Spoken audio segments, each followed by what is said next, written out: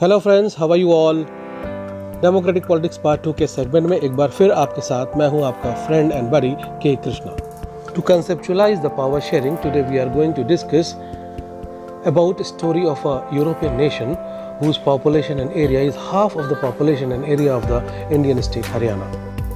Friends, let me tell you some important facts regarding this small European nation. This is the nation known for its delicious chocolates worldwide. The nation is also famous for the export of the diamond. One of the urban center that is also the harbor of this country is known as the export capital of the diamond. First time in the long 190 years history of this country, any lady became the prime minister of this country. This is the European country where 80% of the population is urban population. It is the country having very complex ethnic composition. If you don't understand the word ethnic composition, you can watch my previous video. Do you know I am talking about which country? Yes, you are right, I am talking about Belgium. So guys, let's take a quick tour around the wacky world of Belgian politics, starting with the very basics. We will have to do this very slowly and gently to avoid a heart attack or a nosebleed. Hey guys, do you want to know which is the best Belgian chocolate? Do you want to know the lady prime minister's name? Do you want to know the name of that harbor? So let's watch the video till end. In the due course of discussion, we will understand the very interesting political system and social system of the Belgium, as well as we will come to know about some interesting facts about the Belgium. Let me tell you first that Belgium is divided into 3 regions and 3 communities. Communities means ethno-linguistic community. If you look the map carefully, you will see that there are 2 colors. One is yellow and another is red. The yellow color is the region that is called the Flemish region, which is the abode of Dutch speaking people. Here, out of 1.15 crore of total population of the Belgium, 59% are Dutch speaking people who reside in Flemish region. And the region which is colored with red is called the Wallon region, and in this region French speaking people are in majority. They are 40% of the total population. And another brown patch you will be observing in yellow, that is Brussels, which is the capital region of this country. Here 80% people speaks French and 20% people speak Dutch. Remaining 1% people are German speaking people. In this way, 59% population is Dutch speaking, 40% population is French speaking, and 1% population is German speaking. In Flemish region, Dutch speaking community is in majority, whether in Brussels, French speaking people are in majority. Here, Dutches are in minority. This is the complexity of the ethnic composition of Brussels. Here you see Flemish region, Wallonia region and Brussels. There are different people are in different composition and different counts. Now if you observe, there are 3 communities: Flemish community, French community and German speaking community. And there are 3 distinct regions also. One is a Flemish region, another is a Brussels center region, and third one is the Wallon region. Let me ask you a question. Which community in Belgium is in majority and which community is in Belgium is in minority? I am expecting the answer. Yes, you are right. French community is in minority, whether the Dutch community is in majority in Belgium. Guys, you will be surprised to know that minority population of French speaking people was richer than the majority Dutch speaking people. The Dutch speaking majority community were given benefits much later. These led to tension between the 2 communities in 1950s and 1960s. Tension was more acute in Brussels.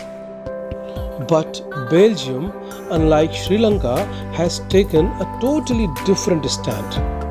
It amended the constitution 4 times to accommodate, I repeat, accommodate every ethnic community, with the result that it did not suffer from civil war, demand for autonomy, or partition of the country.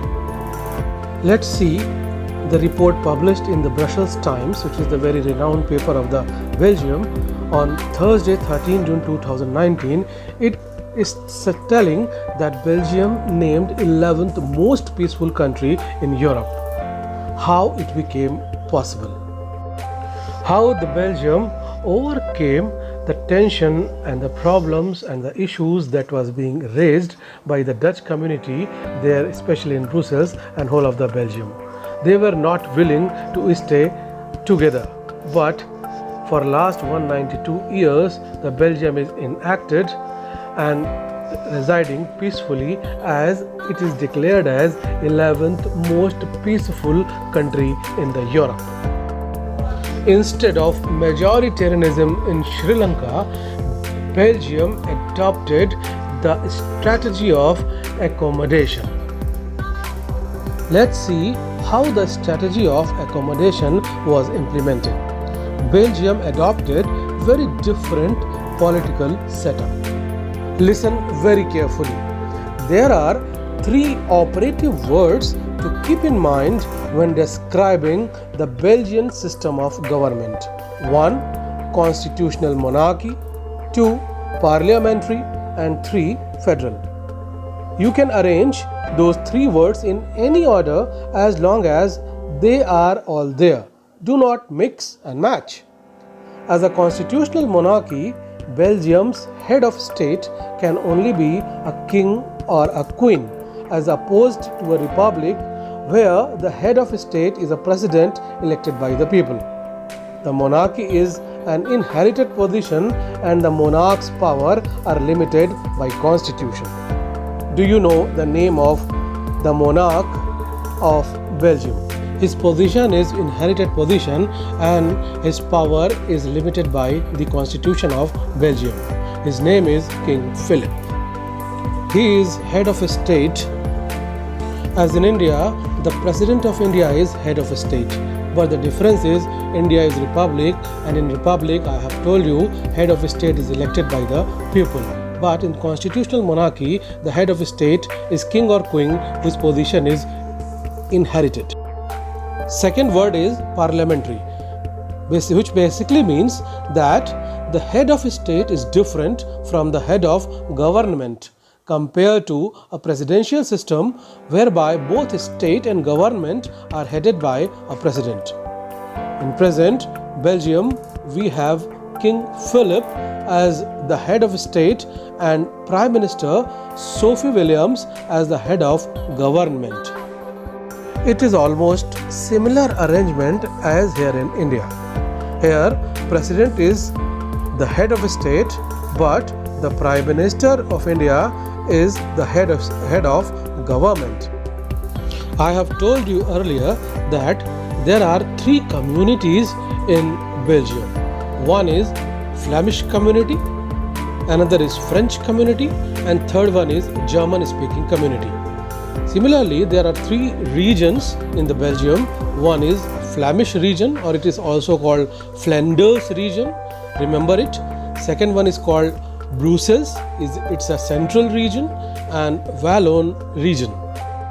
Brussels is also called capital region, as Brussels is the capital of Belgium.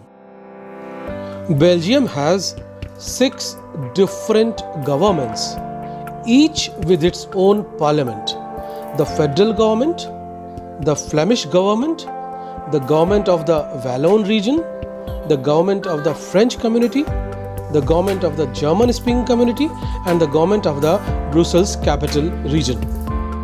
Federal government is also called the central government, which legislate or govern whole of the Belgium.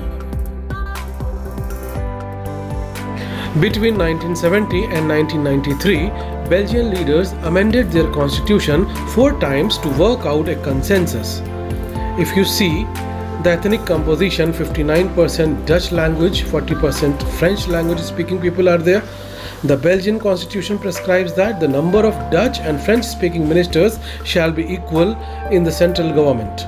Important laws can be passed only with the support of majority of members from each linguistic groups. Second, many powers of the central government have been delegated to state governments of the two regions of the country. The state governments are not subordinate to the central government.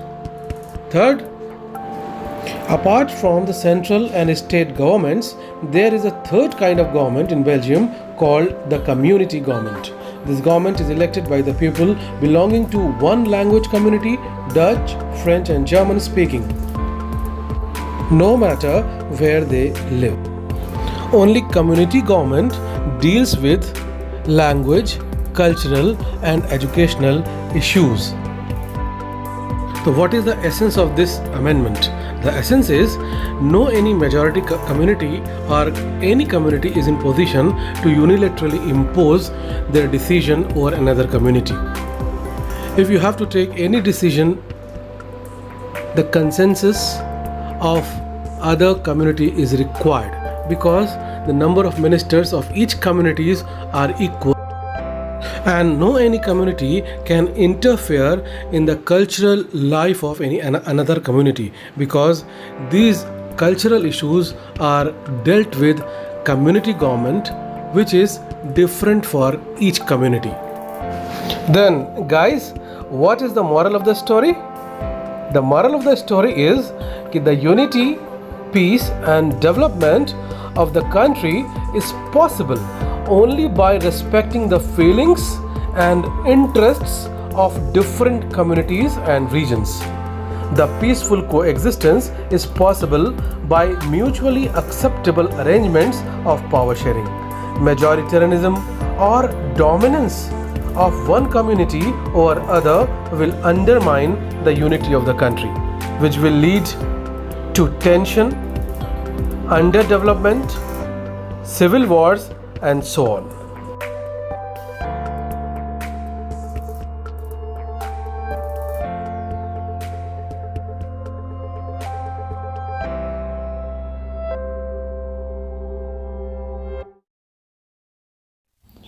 Now is the quiz time. Go through these questions carefully and provide me answer in comment box. I would like to see whether you understand this video or not.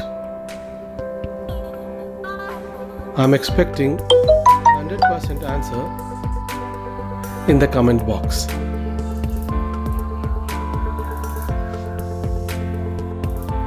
If you have any queries related to the topic, feel free to write your queries in the comment box. Friends, don't forget to press the subscribe button and hit the bell icon.